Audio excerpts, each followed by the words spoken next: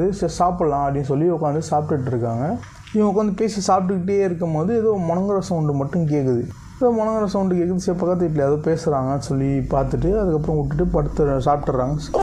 இந்த மாதிரி ஒர்க் பண்ணுற வேலைலாம் இருக்குமா, அது நைட் உட்காந்து நான் ஒர்க் பண்ணுறேன், உங்களுக்கு டிஸ்டர்பன்ஸ் ஆகும். ஸோ நான் அந்த ரூமில் போயிடுறேன், நீங்களும் தம்பி இந்த ரூமில் படுத்துக்கோங்க அப்படின்னு சொல்லிடுறாங்க. சரி ஓகேம்மா அப்படின்னுறாங்க. அந்த அட்டாச் பாத்ரூம் இருக்குல்ல, அங்கே வந்து அவங்க அக்கா படுத்துக்கிறாங்க. அவங்க அம்மாவும் தம்பியும் இன்னொரு ரூமில் போய் படுத்துக்கிறாங்க. இவங்க இந்த ரூமில் இப்போ அந்த செத்து போன ரூமில் இவங்க தனியாக படுத்துட்ருக்காங்க. அதுக்கு அப்படியே பக்கத்து ரூமில் அவங்க அம்மாவும் தம்பியும் படுத்துட்ருக்காங்க.